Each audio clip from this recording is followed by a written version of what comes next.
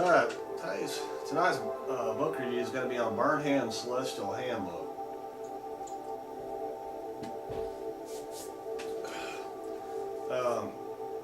Probably didn't know this is really the mainstay of the astronomy, amateur astronomers.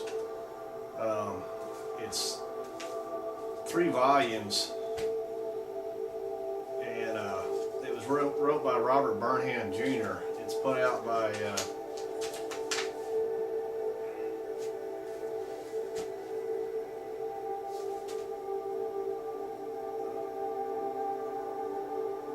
Dover's Complete Science Catalog. So if you've ever been to astronomy group meetings or anything like that, if you happen to be lucky to live close to a planetarium or museum that does have an astronomy program, those are kind of few and far between, but if you got lucky, and some have museum programs and stuff and science programs. I enjoyed when I was a kid where I used to live at, and I used to be a part of their amateur astronomy club, and met a lot of interesting people over the years. This still is the handbook for those astronomy clubs. One of the main reasons is that these are portable. I mean, you take the telescopes out, and the boonies are out there where their lights are low and stuff, away from the cities and stuff. These are portable. I mean, technology is changing where you can use an iPad to punch up constellations and stuff. But if you have no electricity where you're at, or just a power generator, it's not going to really help you much. So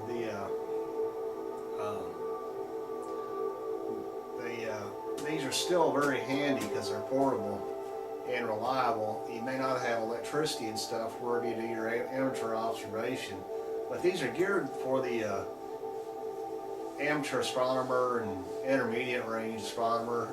It's kind of telescopes that you can afford, or also some of the planetariums, some of the museums out there have smaller astronomy clubs have Dobsonian telescopes about so big, and whoever you look at Sky and Telescope there in the on the newsstand out there, you can see kind of what amateur astronomers are able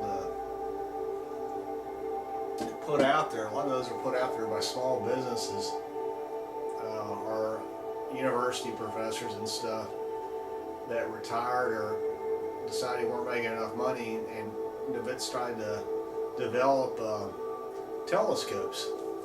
So, if you can pick up Sky and Telescope magazine, you can pretty much see what's out there. And if you buy what you can afford. If you just can use binoculars, I've got those. A lot of times I use those, or I have a small telescope I use. I do live close to a major city, so it's kind of limited viewing, but I do live out in the countryside, so I get some things I can see, like nebulas and some of the major galaxies that are close by. You can still see out here, so it's still a pretty handy book.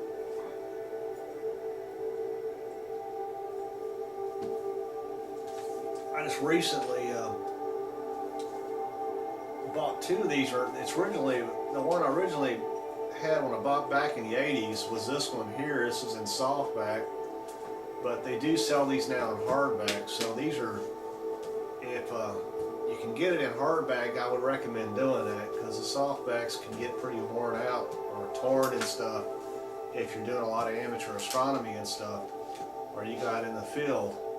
So I happened to get lucky and get these 2 hardbacks. I don't have I'm still looking for volume 2 and a soft and a hardback, so I'll have all 3.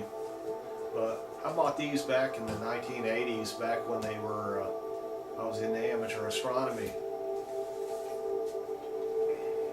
But it's the only thing it's better than this that's sold today's times is there are on compact disc you can get there.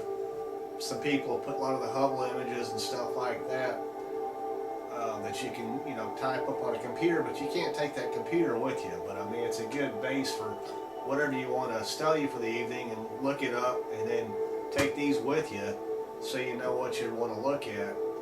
So, but there are some stuff on compact disc that's been put out recently that's part of some of the stuff that they've recently discovered. I mean, this the last volume here was put out, and I think it was updated,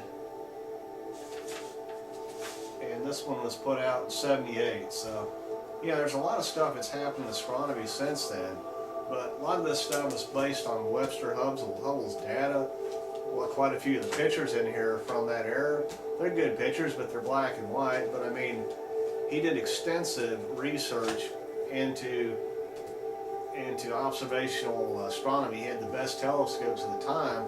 So some of these quite a few of these black and white pictures are from that era, but they're good pictures, and you can see from Hubble's images, you can actually see the different stars, and it gets you, it's cataloged, it tells you, goes by celestial, from your different star formations, like Corona Borealis, Corona Aurelius, Draco, Dorado, your different constellations. So it's broken down into that, and then it gives you its best observations and how to find where they're located at. And each one of those constellations, some of them are just like might be just a very bright star, or there's maybe some galaxies out there that you could probably see. So there's yeah, you can see there Hubble era pictures of the galaxies, but I mean they're still good pictures, and they're pretty detailed. But it gives you all the listing of all the whether they're binary stars, variable stars, what the spectroscopy readings were, just the distance.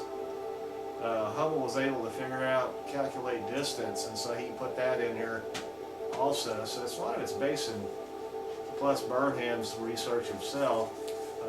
I'm not as familiar with his work as I am with others, so I don't know what all he covered in the years that he was around. But there's a picture of Spiral Galaxy M64. Yeah, it's black and white, but you see it's in Columbaricensis, and it tells you where to look, what position it's in. So a good star atlas would be what you want to take with you for these, because you need a star atlas. You need to be able to find it first, and then go through Burnham's Celestial Handbook, and whatever constellation you want to look at, that's got pretty you got pretty good view of, and you go to that chapter, and it'll give you the highlights of what's in there. So I've used these pretty regularly back in the '80s, and when I was in astronomy clubs and stuff. So this is the old this was the I had it in paperback, but it was the one of my. It's held up pretty good. Hell, it's over 25 years old. It's held up pretty good. It's not getting brown or anything. The pages are holding up really well. So, it's still just as good today as it was back then. I mean, it gives you Volume 1 gives you kind of an introductory knowledge of astronomy. If you don't have a whole lot of background in it, I would start out, and you don't have the money or don't want to buy all three off the bat. Buy Volume 1 first, because it gives you kind of a basic fundamental knowledge of observation. If you don't have any background in it, or if you don't have some people are living out there on farms and stuff, you live close to a museum or anything, this is the one that you'd want to buy first, because this one gives you kind of a basic background on how to find those stars and stuff. So, and give you a basic astronomy background. Also gives you the introduction to the universe, what was known back in the 70s and the 60s and the 50s. about the known universe. So like some of that's changed since then. But tells you about the spectral classes. They were doing spectral class observations. They're even more now. Our spectrometry is twice as good as it was back then, but they were starting to do some spectrometric analysis of stars and stuff. I assume it's probably from Hubble's research. Star distances, Hubble was calculating all those. How accurate they are, I kind of question. I don't know. You know, it's you're looking at long distances. I'm going to do a lecture in the future of some of the problems with those distances and whether the galaxies are actually redshifted. Because when you're peering through a telescope, you're collecting light from that star or galaxy that may be billions and billions of miles away from you. So everything between here and that star in billions of miles of interstellar space, there's stuff in between. So how accurate a reading are you actually getting, especially when you get into spectrometry, whether the galaxies are moving away. There's interstellar debris that is moving around out there somewhat, that maybe be moving closer to a galaxy, maybe going away. Maybe it's influenced by what's ever out there. ET is active out there. So I would question as to whether we're correct on whether the galaxies are redshifting and going away from us. You know, as far as their expansion of the universe, it's too far of a distance to get an accurate measurement. And there's just too much stuff between here and there. You're assuming that you have a clearer view all the way out there and all the way back. You're getting a light that's gone over, you know, it doesn't travel faster than light, so you're getting a lot of time between those two gaps, between the what you're receiving and how many light years and stuff distance it is. So, you know, there's a lot of stuff in between those distances that can interfere with spectrometry and stuff, give you false readings and stuff. So I just, you know, I have a question of how accurate it is, and being a firm believer in that the Big Bang is actually true. The galaxy, I would say the galaxies are not moving anywhere. They're stagnant, staying where they're at. There's not even really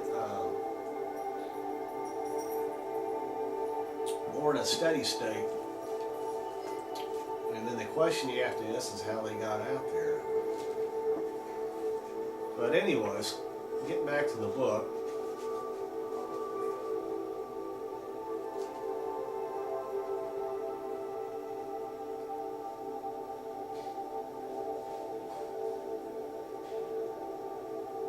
There should be a Hubble telescope catalog, and you know, I don't know why they don't update this one. You know, it's last update was in '78, and there should be a maybe just if they made it bigger and people, you know, it'd be more expensive. People can afford it. I don't know, because you can update this with new Hubble pictures and stuff. You know, and kind of update some of the spectrometer information what we know now, but it's still 3 volumes already, so maybe that's the reason why they don't do it. I don't know. You know, it's got some good information, but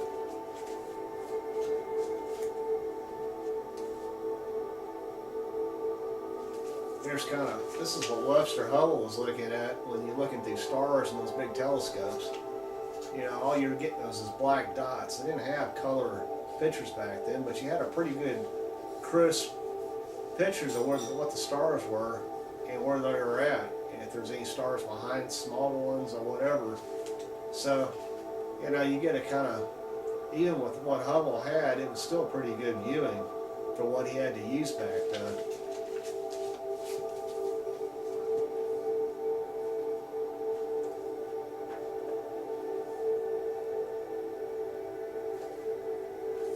There's a picture of Sirius A and B. smaller dwarf star that's rotating around Sirius A, which is a lot larger. You know, the question is, you know, in my mind is why did ET put that out there? And it would suggest to me that ET is basically showing you, giving you a demonstration of how they create stars out of white dwarfs. They just bring a white dwarf in and bleed it off into a designated star, and they get their new stars. It's not a process that I would understand. In fact, standard physics these days is saying you can only bleed so much gas off before it goes supernova. You know, but that's one of those. You know, ET doesn't create stuff; it's not renewable. You know, universe, stars just don't go. Can't be renewed. ET does create renewable energy out there, so it's not like any star can't be reconverted into a new star. Something like Betelgeuse. Betelgeuse is a big super red giant. So you're like, why does ET put that out there? You know, everybody around Milky Way galaxy can see Betelgeuse. So, you know, you get your clues out, and you have to answer that question is as to why, you know, Betelgeuse was put out there, you know.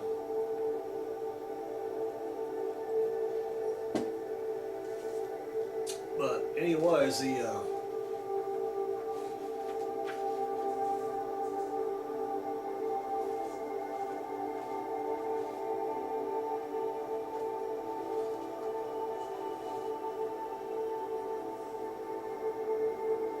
there's Cassiopeia. It's another star rotating, a smaller dwarf rotating around a larger star. Yeah, those were put out there for a reason. So you have to get your clue out and think in that terms as to why ET puts those out there.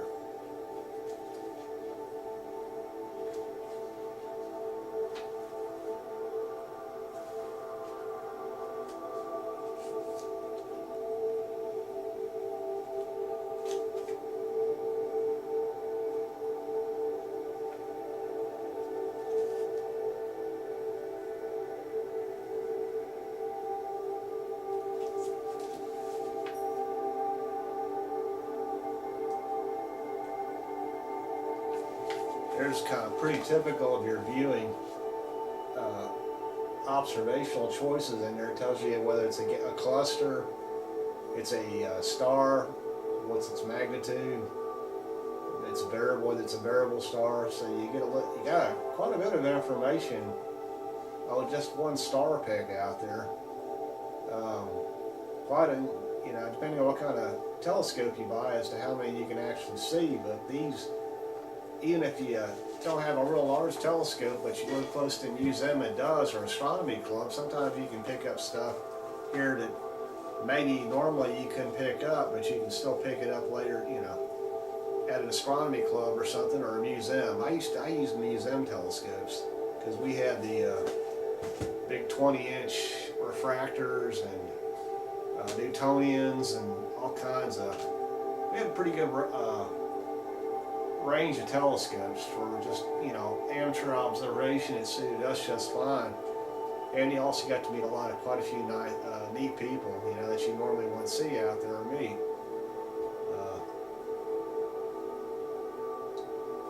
Those people in today's times are getting more scarce. We've done quite a bit of downsizing government in the last 35 years, so, you know, but they, you know, the science will always be around. It's just sometimes it's gone, you know, and it comes and goes, you know, depends on how the politics are and stuff. It's part of the history, or but anyways, that's about it for this book review.